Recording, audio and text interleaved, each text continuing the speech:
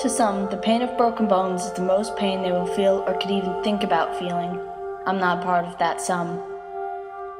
I live a pain worse than that every day. I wake up some days and it feels like my head's going to implode and then explode. But I get up anyway and go to school. While I sit in class, it feels like my limbs are on fire, they hurt so bad. This is the pain my tribe feels almost on a regular basis. We are the people suffering with Lyme disease. My struggle began 6 going on 7 years ago with a red bullseye rash I saw while getting dressed. They treated me then, but they didn't treat me long enough. In middle school, I dealt with bad mood swings and what I soon labeled to be as hallucinations. They seemed so real. I kept trying to tell myself it wasn't true. In June 2011, I finally got the guts to tell my family what had been happening to me. Now, 6 months into medical treatment, I feel what my doctor calls better. I get lost in the shuffle of my mind that seems to think without me. When people trigger memories with little words like a name or a place. Despite my hopes, the hallucinations still haunt me. They will be forever burned into my mind. I'm in more pain than I can stand some days. I lose control of my mind and thought processes. I try and ignore the things I see as I walk through the halls.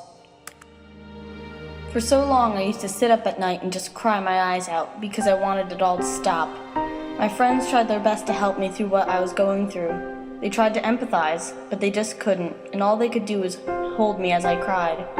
I felt so alone dealing with Lyme. I only know of 3 people in school who were treated like I was. Until I recently started to use my Tumblr. I had a thought one night. I wondered if there was a tag for Lyme. It turned out there was. Bunches of people posting about how their treatment was going and how they were feeling. I had finally found people who could understand my pain. As I read down the tag, I noticed some people were just starting treatment and were so scared of what would happen. So I made it a point to reach out to them. I'd finally connected with my tribe and felt like I belonged. Some people have it so much worse than I do. I started to try and find the bright spots in my pain. We all face misdiagnosis, late treatment, long and painful ones too. But if you try to look, there are others like us out there suffering. I met someone on Tumblr. Her name is Kaylee, and she is from Holland. She has had Lyme disease for 4 years now. It's not just here, it's all over the world, and people are suffering from it. I hear from others that are crippled and left bedridden because of the pain. Left to connect through blogs and other social networks to find others like them, and maybe find answers to their own questions. We try and support each other through the hard times and enjoy the good times.